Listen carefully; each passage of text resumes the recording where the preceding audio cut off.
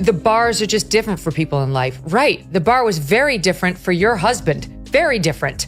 And I'm sure he got into Harvard just based purely on his intellect, right? And Harvard Law School. And he was ushered into the presidency with about 2 minutes of public service behind him. Joan Rivers said that Michelle Obama was a man before she died. Was that a joke? I thought it was a joke. I thought it was a joke too, but the way she said it wasn't like jokey. She was like, oh, come on, everybody knows Michelle Obama's the man. Like, remember that? Yeah, like, would Big Mike kill you for that? Well, I think she died because she had 1,000. Michelle Obama has built a brand so polished it could blind you in direct sunlight, but behind the inspirational Instagram quotes and choreographed Netflix specials lies a figure who mastered the art of being famous for being close to power, Joe. Rogan and Megyn Kelly tear into the carefully planned illusion, showing Michelle not as the untouchable icon she presents herself to be, but as a skilled marketer who turned political connection into a billion-dollar business of self-promotion. Her latest soundbite that made the rounds. This happened on June 18th, but I was off. Here it is, SOT 39. A boy in the mix. I'm so glad I didn't have a boy. Yeah. Because he would have been a Barack Obama. It's like baby Barack. It would have been amazing. No, I would have felt for him. She just borrowed our boys. Wow. Did you catch that? From the moment Michelle Obama stepped into the national spotlight, her story was never about real achievements, but about appearance. Joe Rogan points out how Michelle has perfected the role of a political celebrity. She is not a stateswoman, not a policymaker, not even a steady advocate with clear results. Instead, she is an influencer with better production value. Every movement linked to her name ends up looking more like a brand campaign than a mission.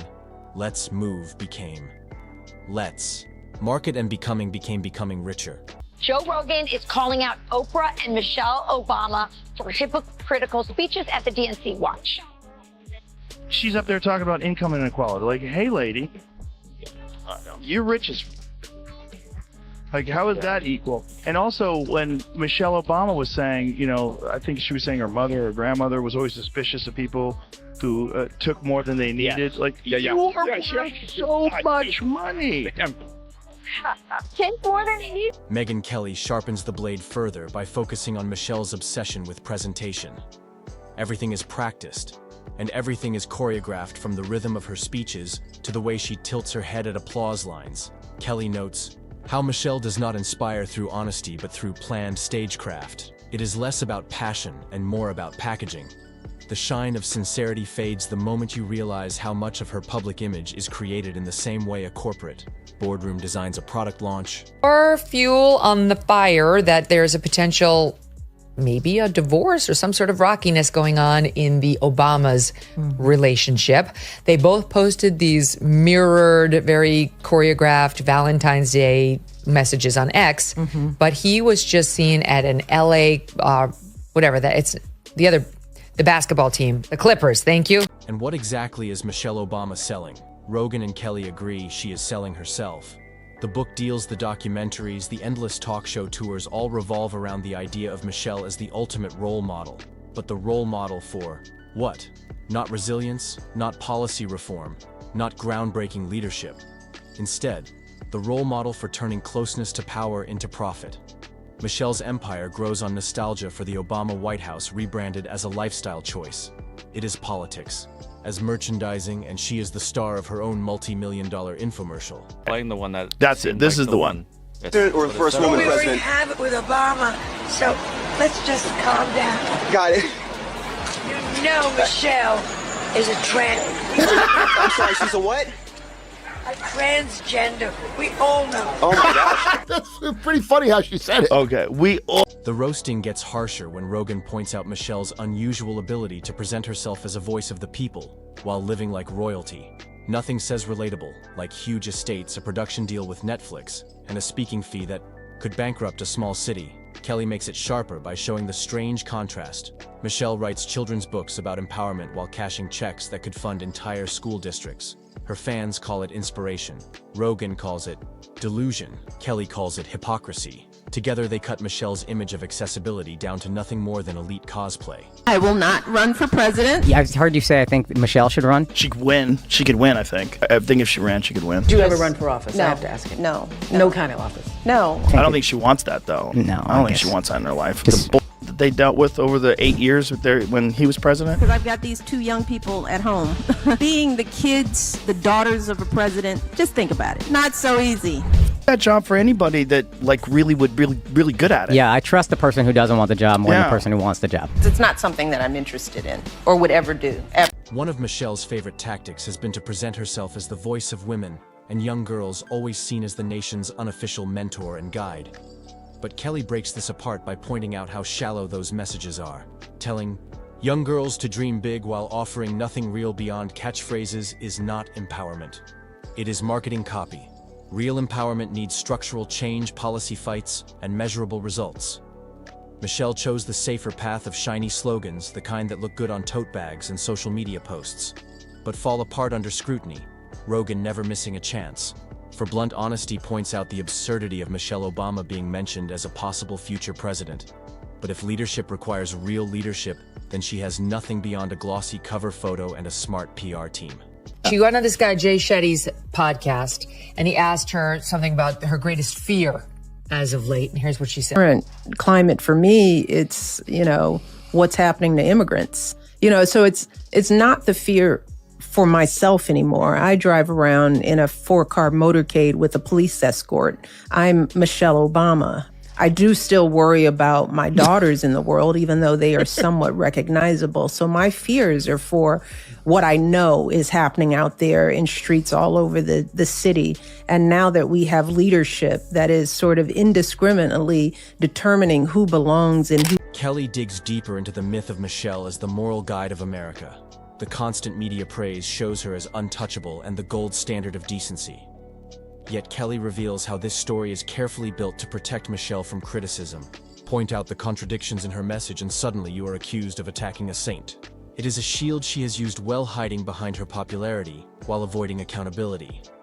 For Kelly, it is the ultimate trick, creating an image so strong that facts cannot break it. Rogan's view is even harsher, as he describes Michelle as the human symbol of the participation trophy generation, rewarded not for achievement, but for simply being in the right place at the right time. Her biggest achievement being married to Barack Obama, and her biggest legacy turning that marriage into personal fame. It is not malicious. Rogan says it is opportunistic. But as Kelly adds, no one has gained more from that culture than Michelle Obama. Here's in part what she said to Jay Shetty on his On Purpose podcast, SOT 20. It's going to happen in this next election. I am terrified about what could possibly happen because our leaders matter. Who we select, who speaks for us, who holds that bully pulpit. The fact that people think that government, does it really even do anything? And I'm like, oh my God, does government do everything for us? And we cannot take this democracy for granted. And sometimes I worry that we... Number one, all the things she's talking about to kick it off are about rhetoric. Who speaks for us? Who has the bully pulpit? Her entire career after the White House is built on appearance-planned branding and carefully packaged inspiration. She speaks against consumerism while living as its example. Kelly tears apart this contradiction, showing Michelle as the ultimate hypocrite, the critic of vanity, who turned herself into the biggest vanity project. By now, the roast becomes sharp and precise. Rogan attacks Michelle's Netflix empire, noting how even her documentaries feel more like campaign ads than honest stories. Instead of facing hard truths, they are made to keep the brand of Michelle as the always relatable, always inspiring guiding light. It is not about exploring reality, it is about protecting the myth. Kelly adds more by mocking the clear predictability of it all. You can almost write the script with soaring music, staged candid scenes, emotional sound bites, and just enough vulnerability to keep the brand alive.